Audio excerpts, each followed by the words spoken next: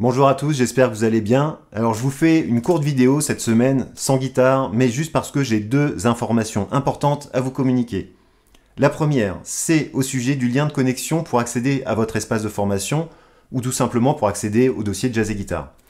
Vous le savez, il y a quelques mois, j'ai dû migrer tout mon système informatique, et ce n'a pas été très simple pour moi, ni pour vous d'ailleurs, parce que pendant cette période, j'ai dû vous annoncer plusieurs fois des changements de lien d'accès, et j'ai dû résoudre quelques bugs et autres dysfonctionnements. Alors, heureusement, aujourd'hui, et depuis plusieurs mois maintenant, tout est bien entré dans l'ordre, tout est redevenu bien stable. Et vous savez, de toute façon, en cas de problème, vous pouvez toujours me contacter par mail à l'adresse yvon@jazzeguitar.com. Et donc, de temps en temps, je reçois un message me disant Yvon, j'arrive pas à me connecter, je retrouve pas mes formations, est-ce que tu peux m'aider ? Et généralement, c'est parce que il y a une information qui n'est pas passée et le lien utilisé n'est pas le bon.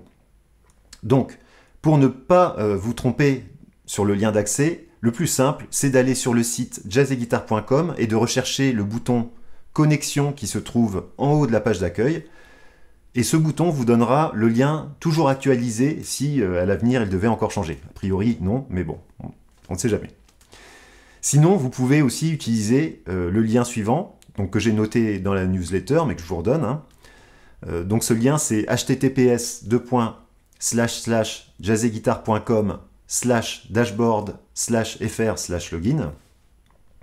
Si vous n'avez pas encore utilisé ce lien, donc il est possible que le mot de passe que vous utilisiez habituellement ne soit pas reconnu. Il faut donc à ce moment-là simplement le redéfinir en cliquant sur mot de passe oublié. Bref.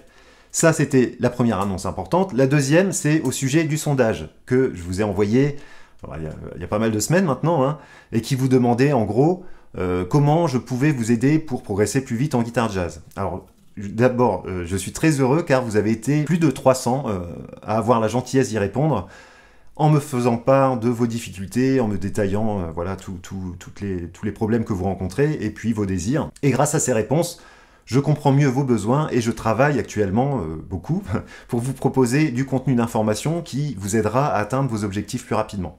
Alors comme j'y travaille, c'est encore un peu prématuré pour vous annoncer ce que ce sera réellement, mais je tenais à vous dire d'abord un grand merci pour vos réponses, et puis sachez que je ne vous oublie pas, quoi. Alors ce travail me prend pas mal de temps, et c'est pourquoi je suis assez irrégulier dans la proposition de nouveaux tutos sur ma chaîne.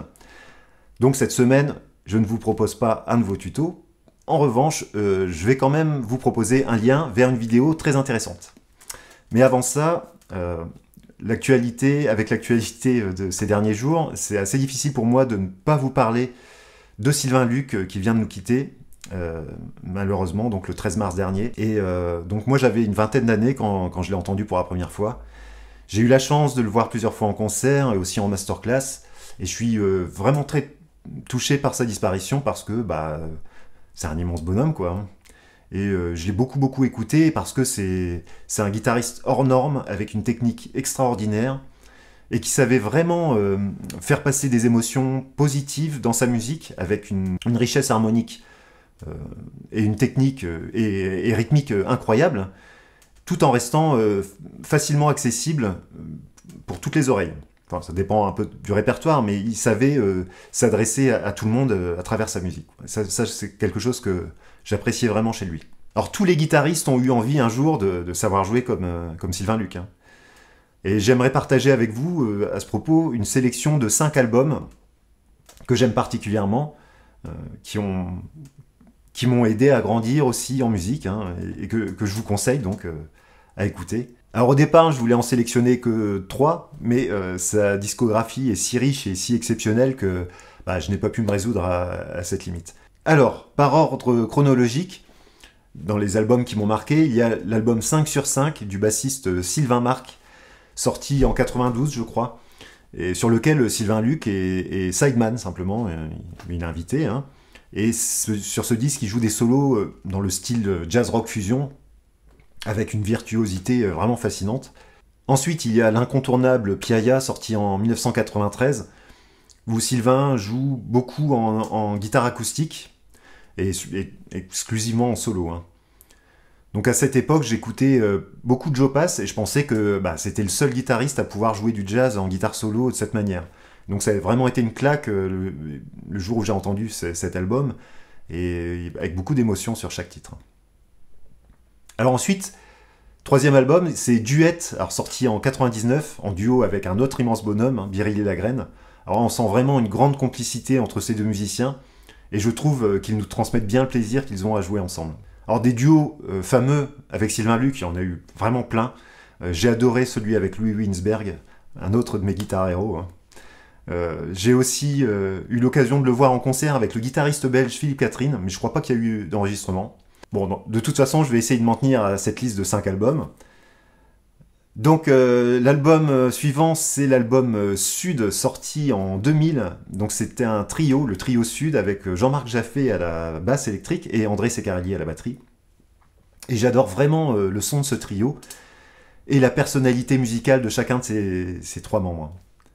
Et pour finir, j'ai adoré l'album Standard, qui est en fait un double album, donc avec un premier album entièrement guitare solo, et le deuxième qui est enregistré en re-re, c'est-à-dire qu'il a joué les parties de basse, de percussion par-dessus, pour faire un ensemble en fait. Et vraiment cette performance, j'adore ça parce que il joue très bien de tous les instruments déjà.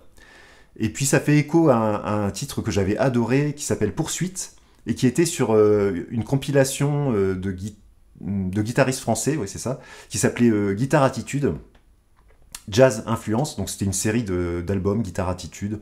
Il y en avait sur l'acoustique, d'autres sur l'électrique. Donc c'était des albums, je crois que c'était produit par Thibaut Abrial en 96. Et je me souviens que sur ce titre, Poursuite, il faisait des percussions avec un trousseau de clés et un rouleau de scotch qui cognait sur je sais plus quoi, sur un attaché-caisse ou je ne sais trop quoi. Bref, c'était juste incroyable, ça sonnait vraiment super bien, et si je n'avais pas lu cette info, je n'aurais pas trouvé le son des percussions bizarre, quoi. C'était vraiment, ça sonnait d'enfer. D'ailleurs, ça m'avait donné des idées d'expérience sur mon enregistreur 4 pistes à l'époque, mais je dois bien reconnaître que nous n'avions pas tout à fait le même talent.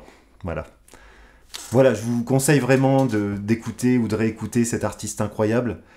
Alors, si l'actualité rend la chose un peu pesante pour le moment, je vais quand même vous proposer autre chose qui va faire le lien donc avec cet album Standard. Je vous propose donc de regarder une excellente vidéo sur l'histoire et l'origine du Real Book. Donc, c'est une vidéo réalisée par l'excellent pianiste Étienne Guéraud. Et donc, il nous parle de ce livre incontournable en jazz. Alors, vous le savez sans doute, ce fameux Real Book, c'est un gros livre qui ressemble à un ancien annuaire téléphonique, là, ou un catalogue des Trois Suisses, et qui contient sur chaque page une partition avec un thème de standard, de jazz, et qui est noté en solfège avec le chiffrage américain pour les accords. Voilà. Donc aujourd'hui, c'est un livre qui est très facile à trouver, on peut se le procurer très facilement. Mais moi-même, quand j'ai commencé à m'intéresser au jazz fin 80, début 90, c'était un livre qu'on ne trouvait pas, ou vraiment très difficilement, car il était illégal. Ouais. Donc il y avait des copies qui se passaient sous le manteau, parfois des copies de copies. Et donc c'est un livre très intéressant et très important dans l'apprentissage du jazz, avec ses grandes qualités, mais aussi ses défauts. Donc Étienne a fait une excellente vidéo qui retrace l'histoire et l'origine de ce Real Book. Et je vous invite donc à regarder cette vidéo en cliquant sur le lien qui se trouve en dessous de celle-ci, de vidéo. Vous verrez, c'est passionnant, c'est très instructif.